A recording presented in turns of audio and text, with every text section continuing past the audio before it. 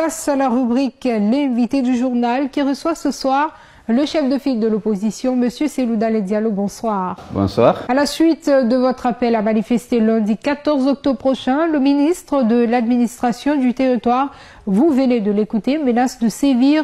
Comment accueillez-vous cette décision de Borema Condé?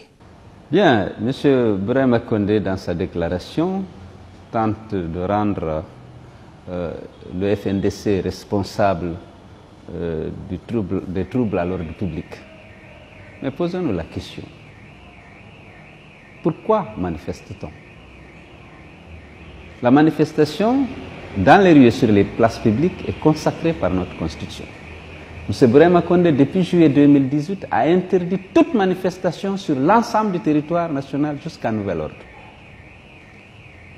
Alors que cette interdiction est en vigueur, les promoteurs du troisième mandat manifestent quand ils veulent pour soutenir le projet.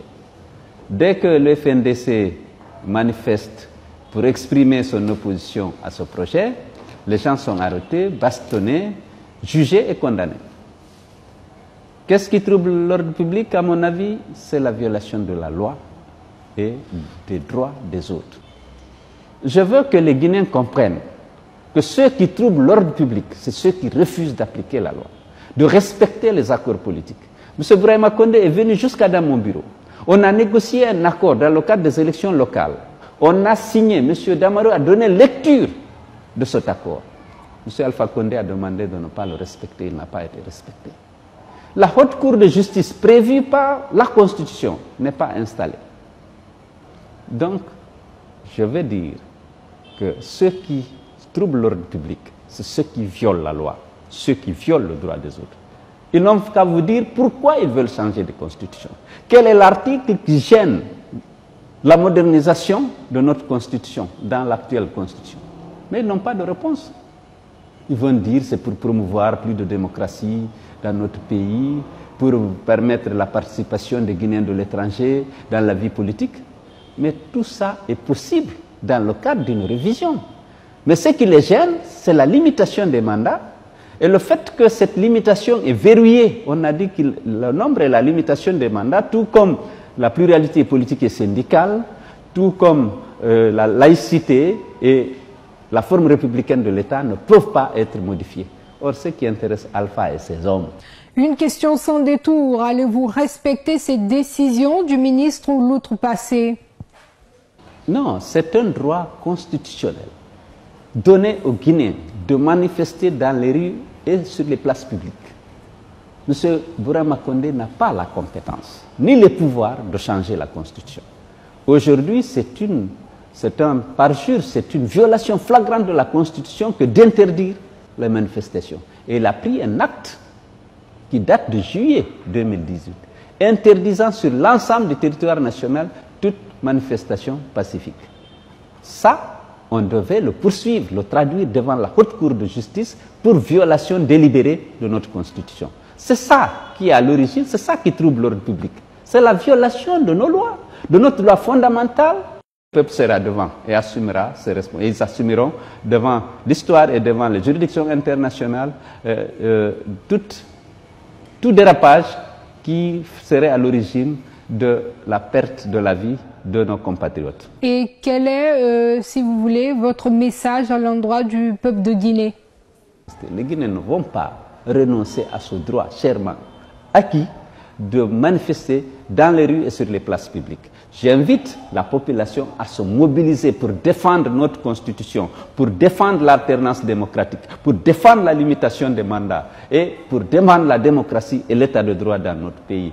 Parce que c'est ces valeurs-là qu'ils veulent sacrifier pour octroyer le troisième mandat ou la présidence à vie à M. Alpha Condé. Les Guinéens ne l'accepteront pas. Ils vont défendre les acquis démocratiques. Ils vont défendre leurs aspirations à plus de démocratie, à plus de liberté et à l'instauration dans ce pays de l'état de droit.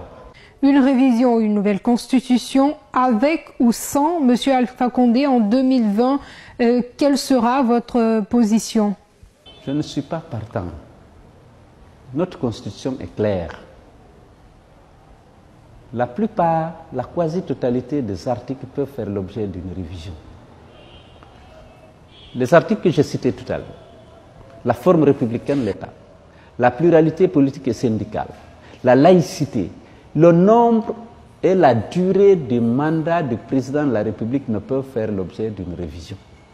Et si vous interrogez les promoteurs du troisième mandat, qu'est-ce qu'ils reprochent à notre Constitution? Ils n'ont pas de réponse. C'est des formules creuses, vagues. Oui, c'est pour plus de démocratie, plus de liberté. Mais qu'est-ce qui, dans la Constitution actuelle, empêche l'exercice des droits et des libertés des citoyens? Qu'est-ce qui empêche la promotion d'une démocratie apaisée dans la nouvelle Constitution? Aujourd'hui, les Africains ont tendance à revenir à la raison en respectant vraiment les constitutions. Dans l'espèce CEDEAO, je pense qu'il y a des progrès réels qu'il faut préserver et je suis fier de constater que beaucoup d'Africains, beaucoup de partenaires techniques et financiers soutiennent la défense de la Constitution qui favorise l'alternance démocratique dans notre pays. Monsieur le chef de file de l'opposition, vous avez récemment récusé le chronogramme des élections législatives fixé au 28 décembre prochain. Si les consultations sont organisées en cette date, allez-vous, oui ou non, participer à ce programme? Il est impossible d'organiser le 28 décembre ces élections. Même la CENI le sait. Que c'est impossible de respecter, de réaliser l'ensemble des actions préalables et nécessaires à l'organisation d'un scrutin équitable et crédible dans les délais annoncés par le président de la CENI. C'est impossible. Cellou Dalein Diallo, chef de file de l'opposition guinéenne et président de l'Union des forces démocratiques de Guinée. Merci d'accepter cet entretien. Merci de m'avoir donné l'opportunité de m'adresser à mes compatriotes.